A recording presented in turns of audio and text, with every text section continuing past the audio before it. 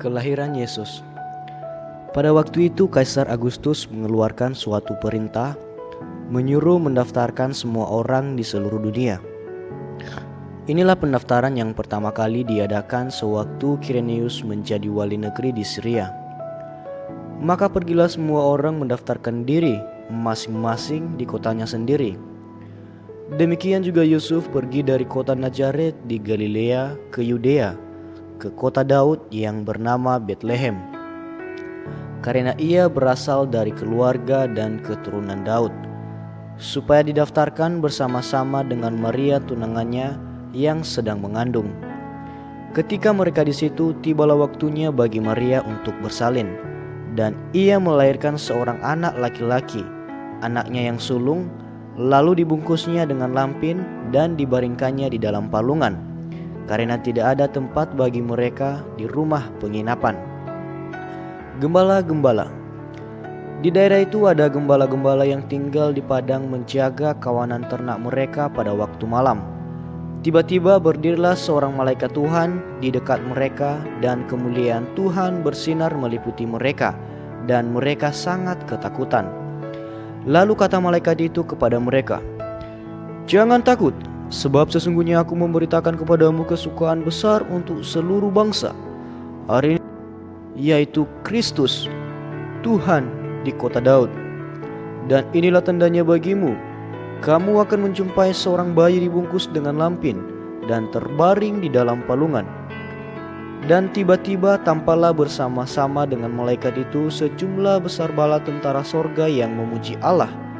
Katanya, "Kemuliaan bagi Allah di tempat yang maha tinggi, dan damai sejahtera di bumi di antara manusia yang berkenan kepadanya." Setelah malaikat-malaikat itu meninggalkan mereka dan kembali ke sorga, gembala-gembala itu berkata seorang kepada yang lain, "Marilah kita pergi ke Betlehem untuk melihat apa yang terjadi di sana, seperti yang diberitahukan Tuhan kepada kita."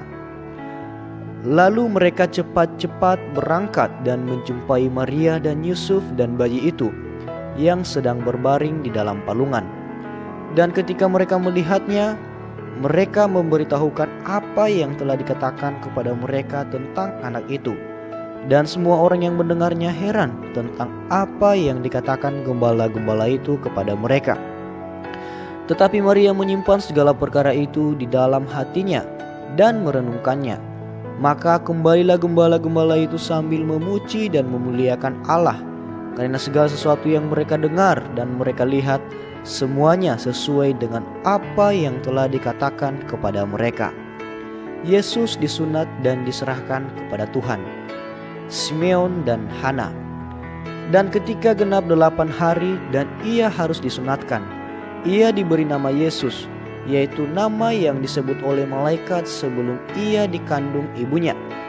Dan ketika genap waktu pentahiran, menurut hukum Taurat Musa, mereka membawa dia ke Yerusalem untuk menyerahkannya kepada Tuhan, seperti ada tertulis dalam hukum Tuhan, "Semua anak laki-laki sulung harus dikuduskan bagi Allah." Dan untuk mempersembahkan korban menurut apa yang difirmankan dalam hukum Tuhan, yaitu sepasang burung tekukur atau 2 ekor anak burung merpati. Adalah di Yerusalem seorang bernama Simeon. Ia seorang yang benar dan saleh, yang menantikan penghiburan bagi Israel. Roh Kudus ada di atasnya, dan kepadanya telah dinyatakan oleh Roh Kudus bahwa ia tidak akan mati sebelum ia melihat Mesias, yaitu Dia yang diurapi Tuhan. Ia datang ke bait Allah oleh Roh Kudus. Ketika Yesus, anak itu, dibawa masuk oleh orang tuanya untuk melakukan kepadanya apa yang ditentukan hukum Taurat, ia menyambut anak itu dan menatangnya sambil memuji Allah.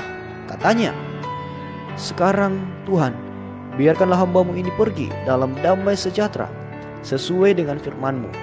Sebab mataku telah melihat keselamatan yang daripada-Mu, yang telah Engkau sediakan di hadapan segala bangsa, yaitu terang yang menjadi penyataan bagi bangsa-bangsa lain, dan menjadi kemuliaan bagi umat-Mu Israel." Dan bapa serta ibunya amat heran akan segala apa yang dikatakan tentang dia. Lalu Simeon memberkati mereka dan berkata kepada Maria ibu anak itu, "Sesungguhnya anak ini ditentukan untuk menjatuhkan atau membangkitkan banyak orang di Israel, dan untuk menjadi suatu tanda yang menimbulkan perbantahan, dan suatu pedang akan menembus jiwamu sendiri, supaya menjadi nyata pikiran hati banyak orang." Lagi pula di situ ada Hana, seorang nabi perempuan, anak Fanuel dari suku Asyir. Ia sudah sangat lanjut umurnya. Sesudah kawin ia hidup 7 tahun lamanya bersama suaminya. Dan sekarang ia janda dan berumur 84 tahun.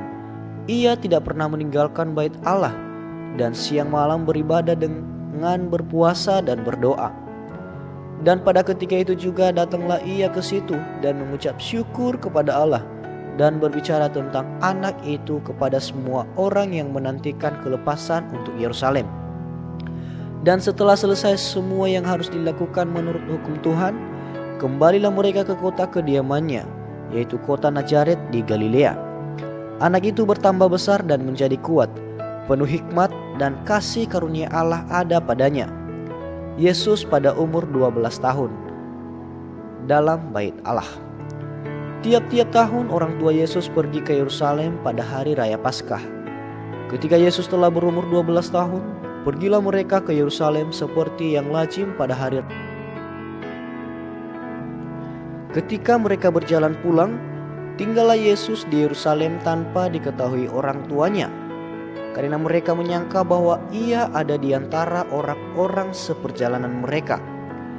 Berjalanlah mereka sehari perjalanan jauhnya, lalu mencari dia di antara kaum keluarga dan kenalan mereka. Karena mereka tidak menemukan dia, kembalilah mereka ke Yerusalem sambil terus mencari dia. Sesudah 3 hari mereka menemukan dia dalam bait Allah. Ia sedang duduk di tengah-tengah alim ulama sambil mendengarkan mereka dan mengajukan pertanyaan-pertanyaan kepada mereka. Dan semua orang yang mendengar dia sangat heran akan kecerdasannya dan segala jawab yang diberikannya. Dan ketika orang tuanya melihat dia, tercenganglah mereka, lalu kata ibunya kepadanya, "Nak, mengapa engkau berbuat demikian terhadap kami? Bapamu dan aku dengan cemas mencari engkau." Jawabnya kepada mereka, "Mengapa kamu mencari aku? Tidakkah kamu tahu bahwa aku harus berada di dalam rumah Bapakku?" Tetapi mereka tidak mengerti apa yang dikatakannya kepada mereka. Lalu ia pulang bersama-sama mereka ke Nazaret, dan ia tetap hidup dalam asuhan mereka. Dan ibunya menyimpan semua perkara itu di dalam hatinya. Dan Yesus makin bertambah besar dan bertambah hikmatnya dan besarnya, dan makin dikasihi Allah dan manusia.